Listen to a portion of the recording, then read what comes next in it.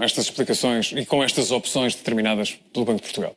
Não, não minimamente. Até porque Carlos Costa a única coisa que disse foi que o novo banco terá 4,9 mil milhões de capital e que sabia dos problemas em setembro de 2013. Tudo o resto é conversa. Não é nada. A ponta dos problemas. É a ponta dos problemas. Ou seja, o que põe aqui vários problemas. Primeiro que nada, o decreto-lei que criou o fundo tem 3 tipos de intervenção. A fase de intervenção corretiva, em que o Banco de Portugal identifica os problemas e toma medidas, obriga o banco a corrigir. A parte da administração provisória, em que se isto não for feito, o Banco de Portugal toma as rédeas da situação, e a parte da resolução, que basicamente é o Banco de Portugal a dizer isto agora é nosso. E nós é que vamos tomar conta da situação totalmente. Neste caso, passámos logo para a última fase. Significa que as outras duas ou não existiram ou foram feitas sem dar informação ao mercado e aos portugueses. Agora, se o novo banco tem um capital de 4,9 mil milhões, o BES anteriormente tinha 4 mil milhões depois dos prejuízos todos, que eu friso que não foi 3,5, foi 4,3 mil milhões. Os 900 milhões de imposto deferido não podemos, obviamente, reduzir, porque para isso precisava o BES ter lucros nos próximos 5 anos de 3 mil milhões de euros. Portanto, Carlos Costa acho que não está bem a ver, não está a perceber bem o que é que está a ler. Outra questão prende-se com, por exemplo, a exposição do BES ao Grupo Espírito Santo. Não é 1,2 mil milhões. O comunicado diz lá que é 1,2 mil milhões, mas depois tem 2 à partes que referem 300 milhões para a Tranquilidade e mais 300 milhões para a ESCOM, que depois vieram a comprovar que existiam mesmo. Portanto, não é 1,2, é 1,8. Aqui, claramente, o Banco de Portugal sabia em 2013, setembro de 2013, de alguns problemas do gestor do grupo, mas também o gestor do banco. Porque se isto fosse diferente, era uma situação que não obrigava a uma medida mais drástica do Banco de Portugal. Ou seja, se o gestor do banco fosse um diferente do gestor do grupo, era lógico. Mas não, aqui estamos a falar do gestor do grupo que teve problemas, que escondeu 1,2 mil milhões de dívida, então o Banco de Portugal não toma medidas drásticas relativamente ao banco. Deixa correr tudo até a situação estar completamente caótica e depois colocar Vítor Bento no lugar, sem dar qualquer tipo de explicações. Depois temos que ver também a questão da CMVM e do trabalho que foi feito, ou da incompetência de Carlos Tavares, o presidente da CMVM. Eu, na última sexta-feira, por acaso estava a acompanhar as cotações do BES e nos últimos 30 minutos as cotações caíram drasticamente, 40%, em meia dúzia de minutos. Isto significa que houve pessoas com informação privilegiada que sabiam que isto ia acontecer. Isso é claríssimo. Depois, porque é que o Bradesco saiu da posição que tinha de referência há 2 dias? De certeza absoluta que sabia de alguma coisa. Portanto, e mais, porque é que, desde que Vítor Bento entrou para o banco, não foram suspensas as cotações? Porque é que Carlos Costa, o governador do Banco de Portugal, permitiu que Vítor Bento andasse a pagar dívida do Grupo Espírito Santo até sexta-feira? A quem é que ele pagou? Isso era importante saber. Porque isto está tudo aqui envolto em incertezas e está muito mal explicado. Professor Monteiro Vaz, qual é a interpretação que faz desta comunicação de Carlos Costa? Bom, eu acho que o governador do Banco de Portugal está a fazer o papel dele, tentar recompor as coisas, mas contando-nos, eu achei piada às histórias que ele foi contando. Uma delas é que parece que houve um assalto ao banco na última semana. Alguém chegou lá, estamos no Faroeste, e levou 4 mil milhões. E agora nós temos que lá pôr 4 mil milhões do Fundo de Resolução. De facto, parece que estamos no Faroeste. Estamos no Faroeste. Depois, houve outra coisa que eu achei que foi interessante de ouvir. É que no Grupo GES têm sucedido processos de falências fraudulentas. Isto é muito grave, dito pelo governador do Banco de Portugal. Falência fraudulenta. O senhor governador está a falar de falências fraudulentas. Bom, isto é muitíssimo grave. Eu não sei se alguém foi atrás dos assaltantes, porque os assaltantes assaltaram o banco na última semana e se a polícia foi atrás deles. Só falta saber se é assim ou não. Depois, houve uma alteração do discurso. Ou seja, os comentadores privilegiados, Marcos Mendes e Marcelo Rebelo de Sousa, também aqui houve inside information, vieram-nos dizer que era a separação entre o good bank e o bad bank.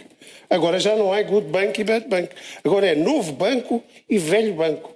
Isto todos os dias muda a toda a hora. Isto é de facto um filme como é que é? Um filme do faroeste. Depois, o que estamos na presença é de uma falência do BES. O BES faliu, pura e simplesmente. Porque o seu capital, 4 mil milhões, foi à vida. Com assalto ou sem assalto, foi à vida. E agora, o dinheiro do Fundo de Resolução, 180 milhões, portanto, mais os 4.900 milhões, é dinheiro público. É exclusivamente dinheiro público. E aí eu tenho que, de facto, deve-se ter enganado o Sr. Governador ao dizer que não havia dinheiro público nesta operação. Porque esses 4.900 milhões é exclusivamente dinheiro público. Depois, enfim, falou também de atos de gestão prejudiciais e depois também de situações. E o que é que se vai passar a seguir? Talvez seja interessante saber isto. O que se vai passar a seguir é o seguinte. Temos aqui o BPN sempre presente. Porque o que vai ser criado é uma holding, é uma SGPS. O Bad Bank, como era assim de manhã, agora já é velho banco, vai ser uma SGPS, como é a Parvalora, na mesma coisa, que vai gerir a carteira de crédito de mau crédito, de crédito mal parado, do BES. No caso do BPN foram 4 mil milhões. Bom, dos 51 mil milhões de crédito concedido pelo BES, o que é crédito mal parado? Essa é que é a questão. Porque vai ser necessário essa parte daquilo que é ativos problemáticos ou ativos tóxicos, que vai ser transferido para o Bad Bank. Que montante é que vai ser? Porque no caso do BPN foi a Caixa que entrou com 4 mil milhões. Imagine-se que são 10 mil milhões de crédito mal parado. Bom, e depois, o que é que temos mais? Temos uma BES participadas, em que vão ficar as subsidiárias do BPN. Leia-se BES Angola, etc, etc. Portanto, que vai encaixar essa SA, vai ser uma SA, é um veículo que vai ser uma SA, que vai encaixar, então, toda essa parte das subsidiárias do BPN. E depois vai ser criada outra SA. Eu aqui não tenho inside information, mas, como tiveram outros comentadores, mais privilegiados, mas é isto que se vai passar. E isso eles não sabiam. Isso esses comentadores não sabiam. O que se vai passar é que depois vai ser criado outra SA, que vai gerir unidades de participação em fundos de investimento imobiliário, imóveis e outros ativos. Também uma coleção de quadros, provavelmente, porque a coleção de quadros João Miró, que não sei se é verdadeira ou se é falsa, mas há, pelo menos no BPN havia lá uma coleção de quadros falsa, provavelmente as coleções de quadros falsas ou verdadeiras do BES vão ser geridas por essa SA. Portanto, este é o cenário daquilo que se apresenta. Quais são as consequências para o contribuinte? É isto que interessa. As consequências para o contribuinte são orçamentos retificativos durante 10 anos para pagar isto. Ou seja, o contribuinte vai pagar. O contribuinte já está a pagar. Eu lembro que em 2012 foi feito um orçamento retificativo em março, no primeiro trimestre ou no segundo trimestre. É no segundo trimestre que as coisas se passam. Talvez no segundo trimestre, em que, por conta do BPN, o Estado entrou com 1.100 milhões. Além de ter entrado no princípio com 4 mil milhões, depois foi entrando sucessivamente. E hoje aquilo que nós, contribuintes, já pagamos por conta do BPN são 6.500 milhões. Agora vamos pôr outra conta à frente, que é o resgate do BES, que não vai ser todo de uma vez. Vai ser uma parte, agora estes 4.900 milhões, provavelmente 6.400 milhões. Mas todos os anos vamos ter 2 orçamentos retificativos. Se calhar por causa disso vai ter que haver 3 orçamentos retificativos. E vão cair 1.000 milhões, 2.000 milhões, que é o que já estamos a pagar. E depois vêm umas pessoas que são, enfim, que são muito entendidos em finanças, dizer que nós temos de ter as contas equilibradas. Mas contas equilibradas como? Porque se há 1.000 milhões para PPPs, mais 1.000 milhões Passo Lopes, Professor mais Monteiro 2 Vaz, mil milhões. eu interrompo só por um instante para citar um comunicado que foi enviado às redações pelo Governo, nomeadamente pelo Ministério das Finanças, em que aponta para que a decisão de hoje do Conselho de Administração do Banco de Portugal responsabiliza e faz suportar as perdas da atividade bancária em quem beneficiou da mesma, mantendo o objetivo do reforço da estabilidade financeira. É evidentemente que o Governo tem que dizer isso, pois o Governo, quer dizer, o que está a acontecer é uma tragédia. O que está a acontecer é uma tragédia. Evidentemente que garantir a estabilidade financeira com o dinheiro dos contribuintes, quer dizer que é sempre aquilo que acaba por salvar bancos com o dinheiro dos contribuintes. O BPN foi criado, aliás, a legislação do Bad Bank foi criada... Deixe-me só acrescentar aqui mais um parágrafo. Eu também estou a ler aqui em tempo real este comunicado que vem do Ministério das Finanças e que diz também que a solução de financiamento encontrada, um empréstimo do Tesouro ao Fundo de Resolução, a ser reembolsado pela venda da nova instituição e pelo sistema bancário, salvaguarda o erário público. Os contribuintes não terão de suportar os custos relacionados com a decisão tomada hoje. A nova instituição será detida integralmente pelo Fundo de Resolução. Sim, com certeza. É assim que isso é apresentado.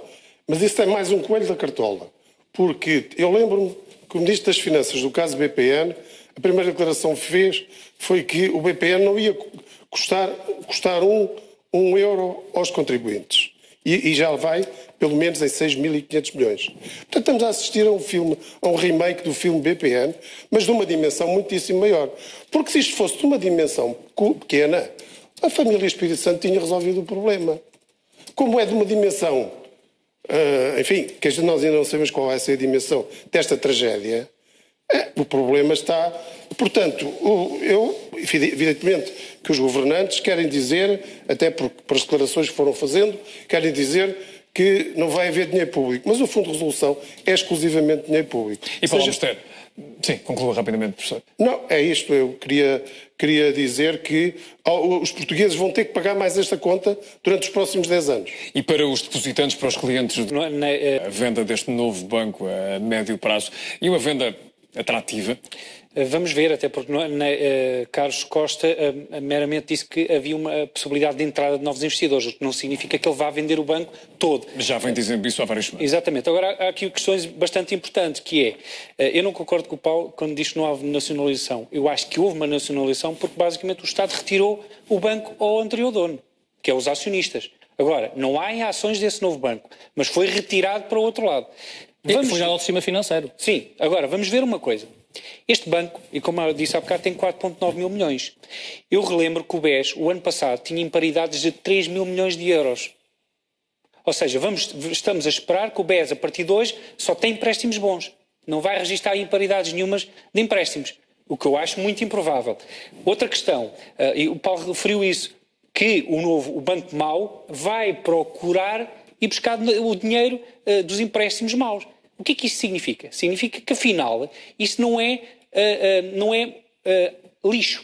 Isso é receitas extraordinárias. Ou seja, o banco, neste momento, BES, já não vai ter direito de ir recolher os recursos que o Banco Mau vai buscar aos empréstimos com probabilidades de não cumprir a 100%. Significa que, na realidade, o Banco Novo tem menos capital e menos possibilidade de angariar dinheiro do que o antigo. Porque o problema do antigo não é ter responsabilidades, enormes responsabilidades. Não.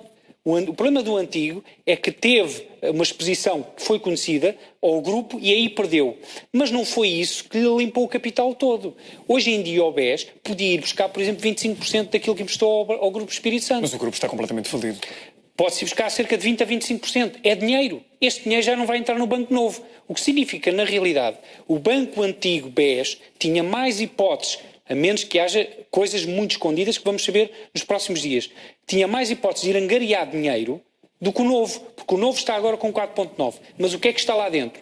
Carlos Costa nem sequer se referiu ao Banco Velho. Não houve qualquer palavra rigorosamente nada. O que é que está lá?